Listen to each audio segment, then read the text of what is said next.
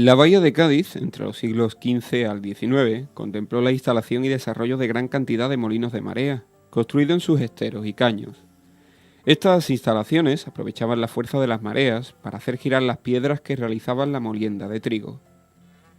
En el marco de lo que hoy conforma el Parque Natural, fueron levantados más de 20 molinos de mar, repartidos en los 5 municipios que configuran la bahía de Cádiz, siendo uno de los más representativos de este entorno el molino conocido como de Río Arillo, construido a finales del siglo XVIII. El apogeo de estos molinos no llegaría hasta los siglos XVII y XVIII, cuando las condiciones socioeconómicas lo posibilitaron, constituyendo una actividad industrial modélica en lo que hoy entendemos como desarrollo sostenible, no contaminante y que utilizaban un recurso energético gratuito e inagotable, de tecnología sencilla e integrado en el paisaje con un insignificante impacto ambiental, permitiendo el abastecimiento de las fábricas de galletas de mar que se encontraban en las localidades de la bahía, para el aprovisionamiento de los buques de la carrera de Indias, así como de la Armada. Con la llegada de la revolución industrial, estas factorías comenzarían su declive a finales del siglo XIX, cesando las últimas su actividad en el litoral atlántico a comienzos del siglo XX. Hoy la mayoría se hallan en estado ruinoso, algunos aún mantienen en pie restos de su obra de fábrica, incluso algunos afortunados y de propiedad particular, se haya restaurado como negocio hostelero o rehabilitado como segunda vivienda de su propietario. En los molinos mareales instalados en nuestra bahía podemos encontrar sus construcciones adaptadas a 2 sistemas distintos de utilización de la energía hidráulica. Un primer sistema sería aquel que utilizaba una rueda motriz horizontal llamada rodezno, situada en el cárcavo y que era movida por el empuje de un chorro de agua que salía del saetín e iba dirigido a los álabes y que por medio de un eje vertical hacía girar la piedra volandera instalada en la sala de la molienda.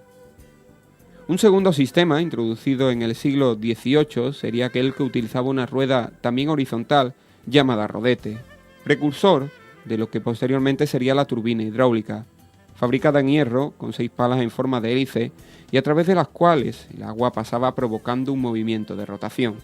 A este sistema se le llamó regolfo. El rodete funcionaba en el interior de una cuba cilíndrica. Entre el diámetro del pozo o cuba y el del rodete existía una pequeña diferencia de unos 3 centímetros que era por donde escapaba el agua, una vez hecho girar el rodete. El agua entraba de forma turbulenta y era obligada a un fuerte movimiento circular en busca de la abertura de salida que se encontraba más abajo, pero en la parte contraria, de esta forma, transmitía a las palas del rodete una fuerza motriz mucho más eficaz que la que proporcionaban los rodeznos. La colocación de la piedra y elementos productivos estaban situados en distintas posiciones en las salas molineras, según utilizaran rodeznos o rodetes. En los molinos de rodezno, los elementos de la molienda, piedras, tolva, guardapolvo, etc., estaban colocados en la trasera de la sala, o sea, en la parte que daba a la caldera. En los molinos de regolfo, los elementos productivos estaban situados en la parte delantera, o sea, pegados al muro de cerramiento lindante con el estero. Los elementos productivos estaban formados por un par de piedras molturadoras, una fijada llamada solera y otra llamada volandera, que era la que giraba sobre la fija triturando el grano. Esta tenía una escotadura llamada lavijero y era por donde se acoplaba la lavija parte superior del palahierro, que era un eje metálico que se prolongaba en su parte inferior con el eje de madera que conectaba con el rodezno o rodete, llamado árbol. El rodete o rodezno descansaba sobre el puntillo en una pieza metálica que se encontraba en un tablón de madera llamado puente. Este, por medio del alivio, subía o bajaba la piedra volandera, para que el grano pudiera ser molido y evitar su tueste. Las piedras poseían unos surcos llamados rayones que facilitaban la expulsión de la harina como consecuencia de la fuerza centrífuga. Para que estos rayones tuvieran siempre una profundidad adecuada, periódicamente el molinero debía realizar el picado de las piedras. Para esta operación debía desmontar estas. Se realizaba por 2 métodos, uno antiguo por medio de palancas y otro más modernos por medio de una cabria. En los molinos mareales, el cubo de los molinos serranos era sustituido por una presa, estanque o caldera. Esta era alimentada por el agua del mar en la marea subiente. Llena la caldera, la presión del agua presionaba la compuerta molinera cerrándola. Cuando el desnivel del agua embalsada y la bajamar era considerable, eran abiertas las compuertas del saetín y empezaba la molienda. Podemos decir que los molinos mareales más antiguos que conocemos se encontraban en la isla de Mae, junto al monasterio de Nendru, en la costa noroeste de Irlanda del Norte, fechado en el año 787, siglo VIII. Otro en Basora, situado en el Golfo Pérsico, donde en el siglo X ya existía un molino de marea, y otro punto en Europa, en Dover, Inglaterra, donde existió otro en el siglo XI, años 1066-1086.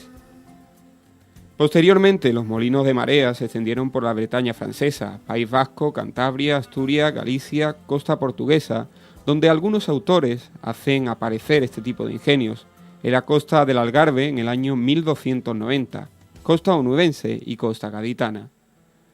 También en la costa de los Estados Unidos, desde mediados del siglo XVII, año 1631, fueron levantados un gran número de molinos de mar por los primeros colonos ingleses que se instalaron en dicha costa. Fueron edificados por constructores de molinos franceses contratados exclusivamente para estos menesteres. Aunque este tipo de industria hizo su aparición en la bahía de Cádiz a partir del siglo XV y continuaron su actividad hasta finales del siglo XIX o comienzos del XX, las harinas obtenidas, muchos de ellos, eran dedicadas a la fabricación del bizcocho o galletas de mar. Este era una pasta de harina de trigo que después de fermentar suficientemente se desecaba y endurecía al calor moderado del horno, cociéndose 2 veces para que se endureciera. El bizcocho era la última provisión que se subía a bordo y solía ir en cajas cerradas o en toneles, que inclusive estaban forrados interiormente de hojalata, calafateados y exteriormente cubiertos de otro metal, todo ello para prevenir la humedad. Aunque lo normal era que el bizcocho se ablandara y se pudriera, ya que su almacenamiento duraba largas temporadas y no era raro comerla 2 años después de su cocción. Contemplamos con estupor cómo los molinos de marea más representativos del todo el litoral atlántico y cantábrico de la península ibérica, y por ende de nuestra bahía de Cádiz, se están destruyendo poco a poco, no solo por el paso del tiempo, sino por la desidia y la disparatada lucha política de las distintas administraciones públicas, que son las llamadas a preservar estos valores culturales del patrimonio preindustrial de nuestra bahía. En el verano de 1998, cuando se cumplieron 2 siglos de su construcción, el viejo molino del río Arillo sufrió la puñalada del tiempo y la desidia de los responsables de conservar nuestro patrimonio, desplomándose uno de sus muros y toda la planta superior del ala que está orientada al este. A finales del año 2000, por resolución de la Consejería de Cultura de la Junta de Andalucía, se inició el expediente de declaración como bien de interés cultural el molino y su entorno, publicándose en el BOJA con fecha de 26 de marzo de 2002 la resolución de 21 de febrero de 2002 de la Consejería de Cultura, por la que se inscribe en el Catálogo General del Patrimonio Histórico Andaluz, con carácter genérico, el molino de mareas del río Arillo. El tema de la conservación de los restos de los molinos de marea sigue sin resolverse, y esto necesitan otro tratamiento más energético que el burocrático. Por todos ellos, exigimos a las administraciones públicas, locales, autonómica y central, empezar en serio y sin protagonismo pueblerino a trabajar en los proyectos que ya están redactados para algunos de los molinos, como los de Caño Herrera, Saporito y San José en San Fernando, Río Arillo en Cádiz, Ocio en Puerto Real y el de Jesús María y José en el puerto de Santa María, para su puesta en valor y en las demás construcciones que aún perduran, consolidar sus restos para que el paso del tiempo no deteriore más sus edificios. Aprovechando el proyecto de creación del Parque Tecnológico de las Aletas en Puerto Real, podrían incluir la consolidación de los restos del molino de Goyena como monumento representativo de la era preindustrial que vivió la bahía. Urge la imperiosa necesidad de actuaciones sobre los restos que aún se conservan de la construcción de los molinos mareales que salpican la bahía de Cádiz, por el lamentable estado que presentan sus construcciones, con claro peligro de perderse para siempre estos vestigios de la era preindustrial que se implantaron en nuestra bahía. De no ser así, estaremos contemplando impasibles la pérdida de otros elementos de nuestro patrimonio dejado por nuestros antepasados.